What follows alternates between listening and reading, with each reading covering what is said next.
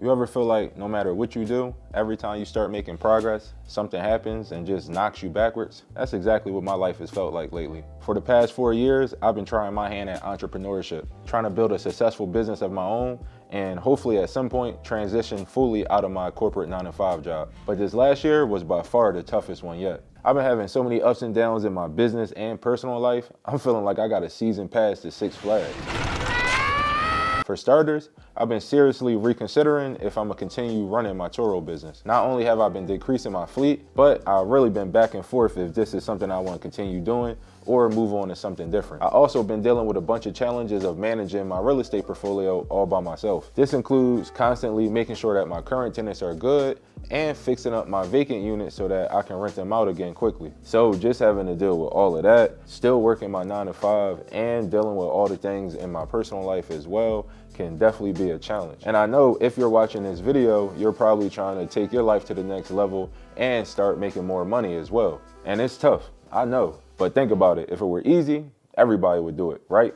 So in this video, I'm going to tell you and show you the realities of trying to run multiple businesses. You're going to see the good and the bad, and hopefully get some gems along the way that can help you shortcut your way to entrepreneurial success. As you can see, y'all, it is the holiday season, which means it's definitely busy, but you also kind of get in that mode of like self-reflection and starting to look forward. And honestly, that's like exactly where I am in my life right now, which is a big reason on why I wanted to share this vlog. Not only just being in the spirit, but just trying to get out more content that not only gives you like the hacks and the gems, but just the real life insight as far as like my main businesses, which is going to be where I am with TURO, my real estate properties, as well as like my, the business credit aspect of everything. And just a little glimpse at, where I am personally, what I'm looking forward to, as well as some of the challenges. But first, even though you see the Christmas decorations everywhere, I do got a little bit up right now. We still need to level up a little bit there with the decor. We're gonna run the Hobby Lobby, grab a few things, and I also do gotta go to a hardware store to grab an appliance for my vacant unit as well. So let's rock out real quick, get some things done, and secure this bag. Baby, I love to get away, just spend the holiday with you.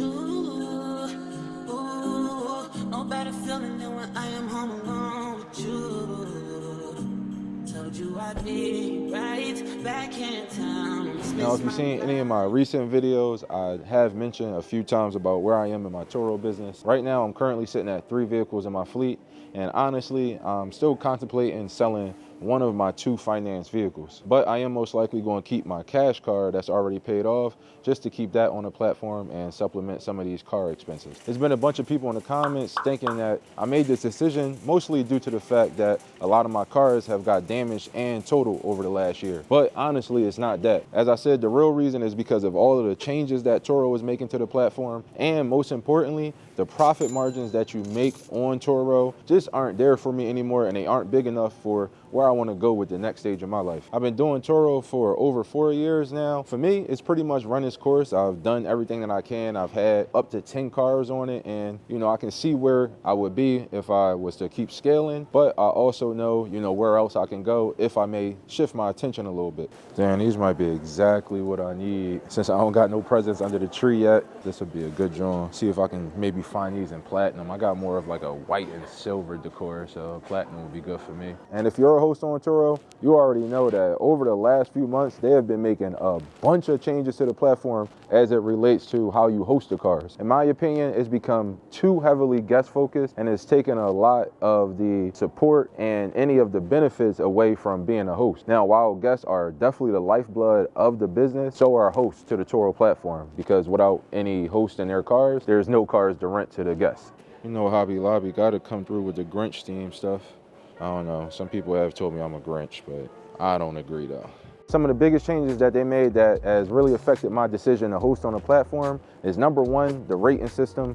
It's become a lot harder to get 5-star ratings, and when you don't get the 5-star ratings, it's become a bigger impact as a host on the platform, and a lot of people are getting kicked off or banned on the platform. Secondly is the guest discounts. Because they're opening up the gig workers, they've come up with monthly discounts and they turned them on automatically. And this has caused a lot of people, including me, to get booked for trips with longer durations with huge discounts. I'm talking discounts of 30, 40, even 50%, which economically a lot of times just doesn't make sense. Honestly, I don't even know why TURO would do this. make it an automatic feature, I see no benefit to that as a host. But let me know in the comments if you feel any different. Lastly is the overall host support or the customer service. You know, even in the glory days of TURO, customer service was never their calling card. It was always some room for improvement when it came to calling in a TURO and getting help. But now, in my experience, it's been way worse. I've had a lot of different situations, whether it be my car getting towed, damage, even police involved in situations with guests, and I just feel like TURO didn't provide me the support that I needed. That definitely gave me a sour taste in my mouth. Like I said, I'm gonna keep a few cars on the fleet, but I'm really focusing on my next endeavor. See, now this is the evil part about coming to Hobby Lobby.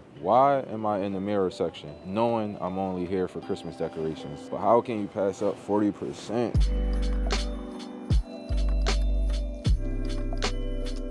Overall, as far as if I think TURO is still a viable side hustle for people to start, I do. Once again, like I always say, if you're a smaller or just a new entrepreneur who don't have any other side hustles going on and you have a car available, I do think it's viable and you can make money off of it. But I'm definitely not the biggest fan of going out and financing a bunch of cars for this specific business model anymore. It's something that, you know, even I did myself a few years ago, buying 4 or 5 cars at one time. As far as the profit margins, everything that's going on with the platform, it's just too risky to do that right now. And I wouldn't really suggest jumping off the gate with a whole bunch of debt jumping into TURO. I definitely know TURO is nothing without the guests, but hosts are important too, and I just feel like the platform needs a lot more balance in between. It just seems like TURO is trying to phase out the small hosts, and personally, I'm just not feeling that, being as though I started off on TURO with just 1 car myself, and I know that a lot of you watching this video are smaller TURO hosts as well. I just think it makes more financial sense to shift my focus to bigger endeavors like real estate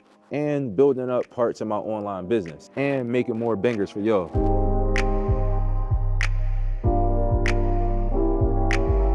Came out to a crazy sunset.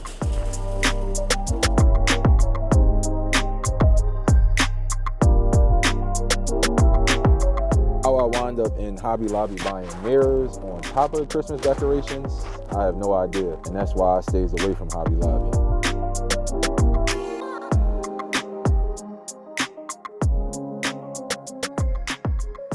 As you can see, we looking at dishwashers today.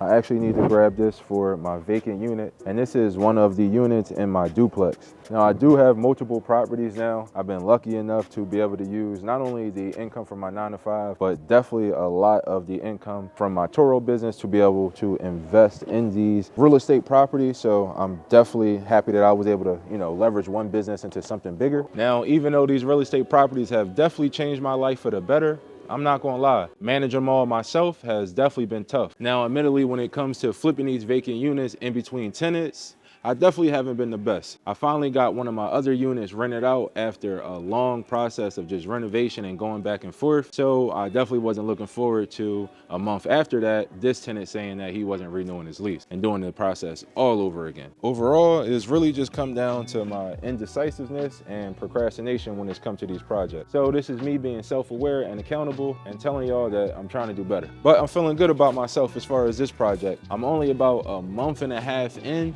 and I got pretty much everything ready to go besides this dishwasher. So I definitely can't wait to finish this job up, get this thing rented out, and have it cash flowing again. Now, the dishwasher that I seen on the app, it was a Amana brand dishwasher. It was only about $300, and it was stainless steel, simple, clean, easy to get in. I'm hoping it's here, but honestly, I'm not seeing that brand here. And I'm looking at a few other ones. Like this one is a Frigidaire, and it's $329, and they got a few other ones that's $379. I'm definitely trying to get this tonight because my contractor's coming tomorrow to finish up this last bit of painting, and that'll be a perfect time to just get this dishwasher and get it put in and be finished. The delivery, they said, is not going to come for another 8 days, so I'm definitely not trying to push this project back any longer. Now, I get it, real estate has definitely become popular in the culture, and for good reason. It's a great way to start building additional income, but the thing that I don't think people realize is how challenging it could be once you actually own the properties and having to start dealing with tenants. Now, when interest rates and overall expenses increasing, it's definitely become a bit tougher managing all this real estate. It's like I don't have enough units right now to hire a full-time property manager, but I got just enough to make it a little bit more challenging when my tenants have things that they need, or I got to get back to the properties, especially considering I still work a 9-to-5. But with that being said, I am focusing on trying to build a small team, a list of resources that I can call on when it's time to do certain things in my properties. That includes contractors and maintenance workers, as well as people to handle the seasonal things like lawn care, extermination, and sometimes some seasonal cleaning. Having a team like this to call on and leverage would not only give me back some of my time, but it would also give my tenants a better experience as well. But safe to say, with all of these unforeseen expenses coming up, I've definitely been kicking out a lot more money than normal. Luckily, I've built up a big safety net of business credit that I've been able to utilize in times like this. Now, making these purchases using my business credit has not only increased my utilization, but it's also increased my anxiety as well. Not only will interest start to creep up on you, but overall, you really gotta be mindful that you're not overspending and that you can pay these lenders back, because it can start affecting not only your credit limits, but your overall business credit report. And I feel kind of bad, y'all, because I asked one of the workers in here to go check and see if the dishwasher was here. And I think he brought it out. He literally been waiting for me for like 20 minutes as I'm recording the vlog. Hey man, gotta get this content off. I went back, I said, Oh, it's got the numbers on it. right? So I have both numbers on it. In total, this is the cheapest stainless steel we got in here right now? Nah, I'm gonna rock with the stainless.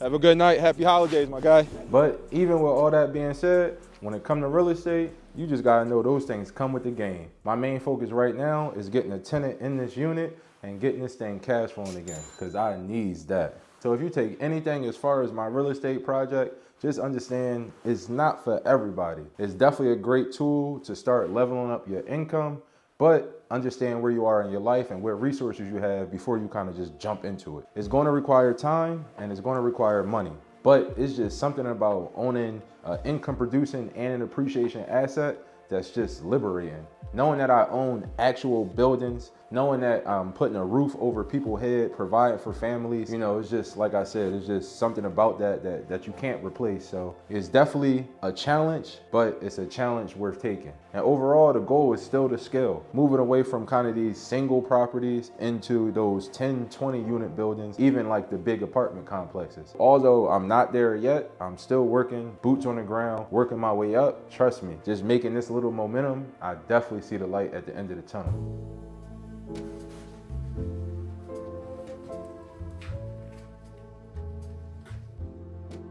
Taking all that into consideration, I'm just out here trying to find a balance between managing my businesses as well as my personal life. I feel like that's probably the biggest reason for my lack of consistency. And if I'm being honest, that's really what I enjoy the most. Creating, helping y'all out by sharing my experiences, and overall just documenting my journey. Take this right now, bag chasers. I'm locked in and I promise I'm staying consistent on this content grind. I don't know if I'm ever really going to find balance, but what I do know, that's exactly when discipline and resilience has got to kick in. And that's just really the stage that I'm in right now. No more excuses, just locking in and taking action. Getting shit done no matter how I feel or what's going on around me. As I embrace this season of life I'm in, it's really all about planning. Understanding where I am with my current businesses and figuring out what my next endeavor is to start hitting 7 and 8 figures. And not just focusing on the next stage of business, but also my personal life as well. As you see, managing these businesses every day, still working my corporate 9-to-5,